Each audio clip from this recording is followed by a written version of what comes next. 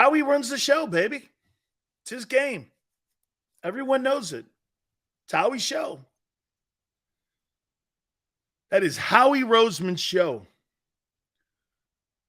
And they have run that way. And get this, it's been successful. Because the head coaches are expendable, every one of them. Every one of your head coaches have been expendable. Every one of them.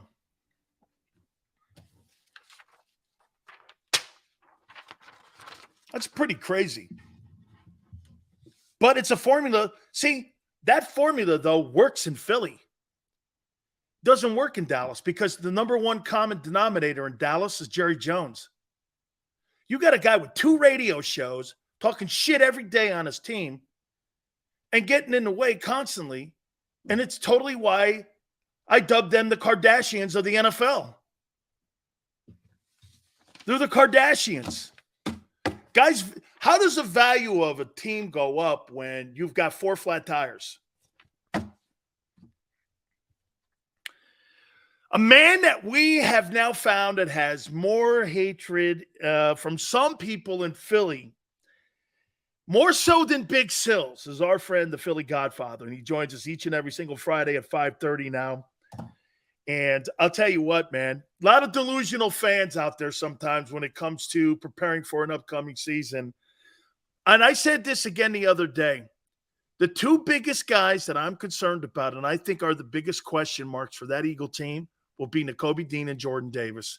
If those guys don't play well, that defense could be the undermining reason why they don't go back to the NFC title game. Yeah, I mean, first off, you see a lot of comments and a lot of hate, but I'm still that kid who cried in 1980 when the Ravens beat the Eagles in the Super Bowl. I'm still that guy that took +7 on the Eagles when they played the Patriots in the Super Bowl, and Donovan McNabb was choking in the final couple minutes and throwing up on the field. And even though I won my wager, I was upset. And I'm still the guy that bet the Eagles in 2017 at 50-1 to win the Super Bowl. And nobody was happier than me when we finally got a ring. But you got to be realistic about what happened last year with this team. This team was number 1 in first half points. And no team has repeated that since the 2009-2010 Patriots. They were the 3rd healthiest team in the NFL last season. That usually flip-flops. A.J. Brown had the best season of his career. He surpassed his previous yardage by 421 yards, from his best season. Sanders ran for 1,269 rushing yards. I don't think there's a guy running back on this team that's run for over 700 yards on this 2023 team. The Eagles converted the second most 4th downs in the entire league last year. They had the second best 3rd down conversion percentage. I mean, it just goes on and on. If you look at Brown, Devontae Smith, and Goddard, that trio had more receiving yards than any other trio in the entire league. And it's hard to do all these things again the following season. I mean, Hurts had an MVP season. You fast forward to this year, I mean, on the defensive side, they lost 22% of last year's sack production with the guys they lost. I mean, that's a lot. And then you look at the tackles, they lost 42% of the production from the tackles from last year with the guys they lost on the defensive side. Now, how do you replace that? That's extremely difficult. They had 17 interceptions last year. CJ had 6 of them. If one of the corners go down this year, they each had 3 last year, you're in serious trouble. And on that offensive line, they were one of the healthiest in the NFL last season. They lose their right guard, and I'm praying nothing happens to Lane Johnson, because if he goes down, now we got some serious problems. So to repeat all the things that happened last year in a magical season, it's going to be extremely difficult with teams that got better in the NFC. When you look at exhibition football, how does a person in your business look at exhibition football? Me, I don't even really look at scores, but obviously that's where you make your bread and butter, is with the scores. Is it hard, or do you put lines up, or is this a time of the year that you use to set up your regular season when it comes to setting point spreads? I mean, how do you guys look at exhibition football? Well, you're definitely looking at key positions on the field. You're looking at the depth of the quarterbacks on these teams when you're looking to bet the preseason games. Obviously, how good the second and third stringers are. You're looking at guys in contract years that might want to, try and shine during the preseason. And you really pay attention to what the coaches' game plans are, the coaches' tendencies. I mean, we all know Harbaugh hasn't lost a preseason game and who knows how long. 23-0. Yeah. So, you try to factor it all together and come out with an educated guess. And if you like the price on the game, you're going to purchase it. It's just like any other market. And that's how we, basically look at the preseason when it comes to betting the NFL. I've got some NFL questions for you. You ready? Yeah. Bucks or Cardinals? Who will have the worst record in the NFC? That's tough. I mean, that Bucks defense is still pretty good. Yep. They're they're going to keep them in games. Arizona, man, you can just flip a coin. I would say Arizona would have the worst record. Barkley and the Giants, are they a playoff team? Man, it's tough. There's some sharp money that actually went under 8.5 wins. I don't agree with it. I mean, that offensive line on that Giants team is the biggest issue. Their defensive line is strong. They added some weapons on offense. They're loaded on offense. But if that offensive line can't protect Danny Jones, it doesn't matter if you give him $250 million instead of $160 or $190 that he got. He's not going to be able to perform. You got Saquon running out of the backfield. He's amazing.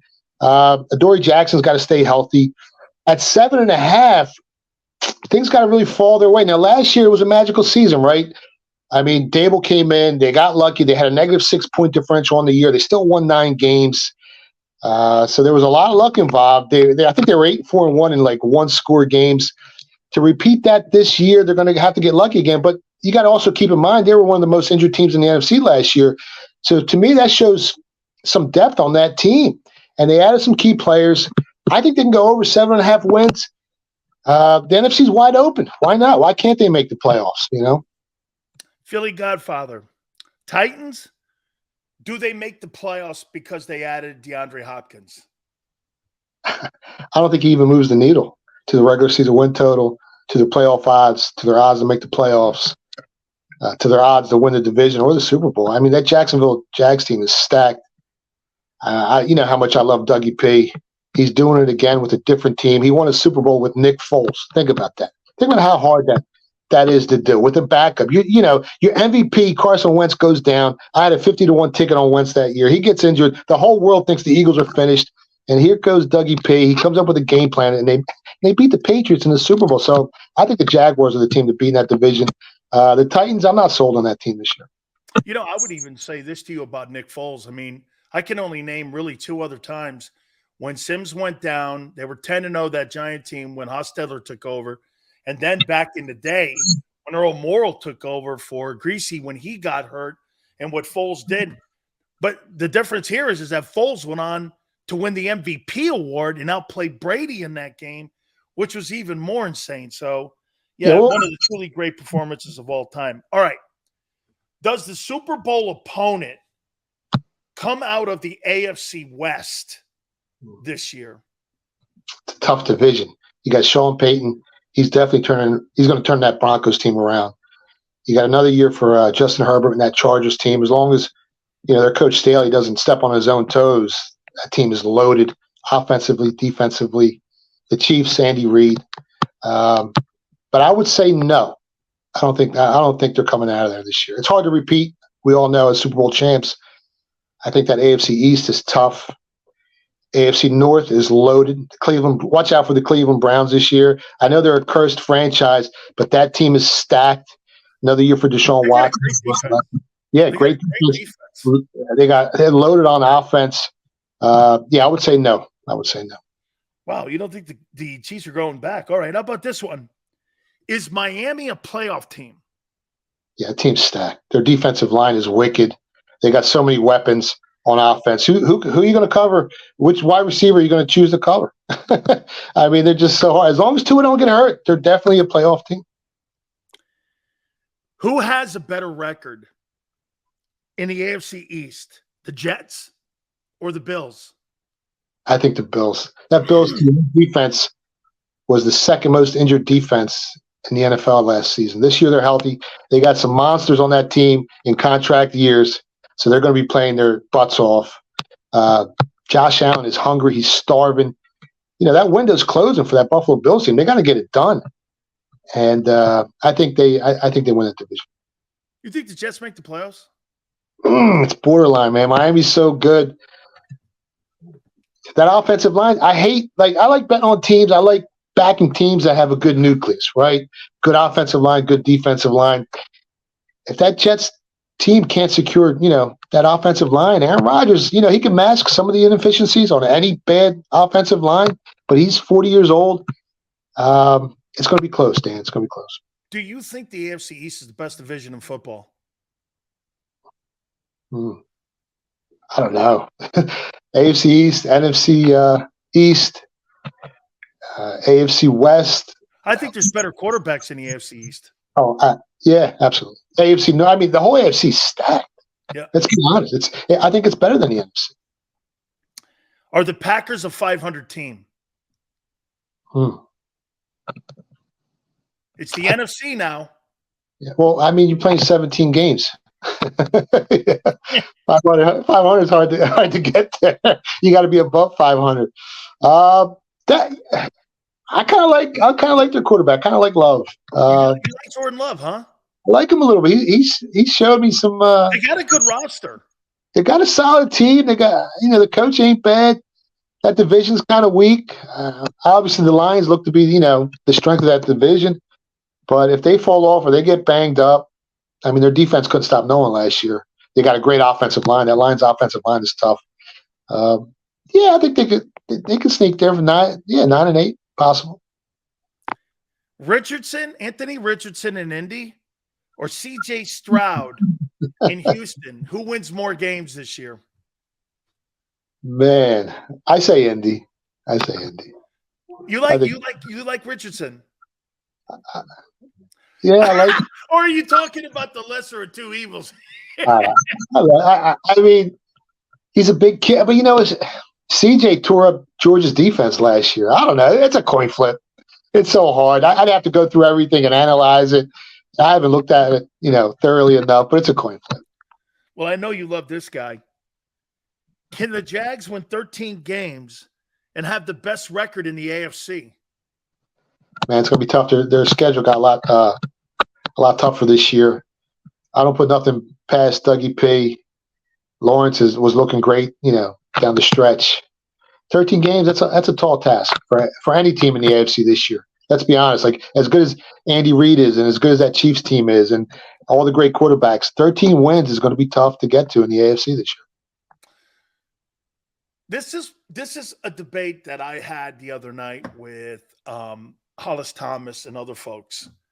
I said that if you really think about it, Doug Peterson's a better coach than Andy Reid. And I said, because of the things you said, not only did he have a frontline quarterback in Carson Wentz, who was an MVP, then he took a backup to outplay Brady. This guy's had Donovan McNabb and Mahomes.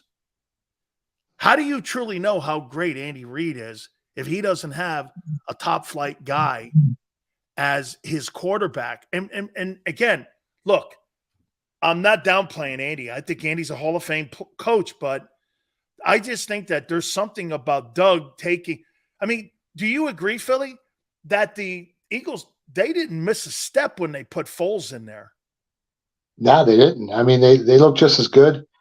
The knock on Andy for years was he wasn't a great game day coach, right? He was great at, evaluating talent. He was great with quarterbacks. He was great at putting solid teams together. But game day, early on in his career, and I don't want to say, clock management was a problem with him, with Philly, game day coaching. And then obviously if you get Patrick Mahomes, I mean, how much coaching do you have to do? I mean, he put a great team together in Kansas City, and they're rocking. Time will tell with Dougie P. If he wins another Super Bowl with another franchise, I put him up higher than Andy Reid. I mean, who's done that? Who's won 2 Super Bowls with 2 different franchises? But time will tell. And like you said, he won a Super Bowl with Nick Foles. Andy Reid needed Patrick Mahomes. And if you look at the scale between Nick Foles and Mahomes, there's a big disparity there. 2 last questions for you. Who wins the West, Seattle or the Niners?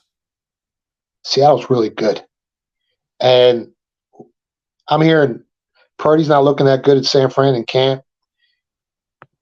I kind of like Seattle a little bit. See, here's another area of coaching that you look at with Pete Carroll. He takes a guy who was dead in the water, who was yesterday's trash and Gino, and he said this the other day. He goes, God, this guy's looking better than he did a year ago.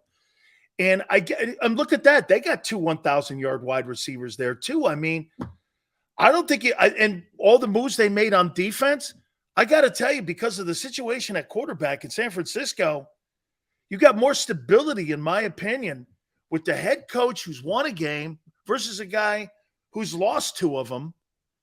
I mean, Kyle Shanahan's lost 2 Super Bowls, the Atlanta one and the one he coached. And you got a guy. Now, look, Pete gambled on that second one, still crossed the finish line one time. Yeah, I mean, he's one of the best minds in football, but he has come up short in some key moments. I like Seattle. I think they might be the better team this year with more weapons at the wide receiver position. I mean, San Francisco's stacked as well, but if you can't get the ball to your weapons, it's just hard because Kittle's so good, Ayuk's so good. I mean, San Fran, they're a really good team, and they're going to be healthy this year. Let's be honest, they were a little banged up last year as well, but Seattle's right there, man. They can sneak in there, and at plus money, I think it's a better bet if you're looking to place a wager on who wins the West. Okay, finally, who do you have? You have Dallas and who in the Super Bowl? I got the Cowboys, and the Jags? I like the Jags a little bit. The 3 teams that, to me, offered the most value are the Jags, the Browns, and the Bills. Because of the way they're set up, because of their division, because of the weapons, because of the price. I mean, let's be honest. It's the market. You're looking for the best price available. And when you're betting futures, you're not necessarily betting on who you think is the best team on paper, but the team that can go deep into playoffs. And, it's a war of attrition. If some of the better teams get banged up and the ball bounces your way and you're in a great position to either win your wager or maybe hedge and bet the other side and guarantee yourself some free money. That's how we approach betting futures in the NFL market. Tell folks where they can find you and find all your stuff and how people can play some prop bets and play some wagers with you. Give them the website if you can. Yeah, the PhillyGodfather.com for all your sports betting information. You can find me on Twitter at PhillyGodfather. We're going to be on Sirius soon, XM, I think 200 different markets. You're going to be jumping on the show from time to time. I want your expertise as well. And we're going to have fun this year. We're trying to give out more winners than we lose. And that's basically what it comes down to. When you're laying 110 to win 100, you got to win more than 52.4% of your wagers. That's my man. Thank you so much. I appreciate you coming on, man. I love this. Thank you. Thank you so much, my friend. Thank you. Have a good day. You got it. That is the Philly Godfather. Be joining us each and every single Friday at 5:30. Make sure you check him out. Please hit the like button. Keep it here on the National Football Show.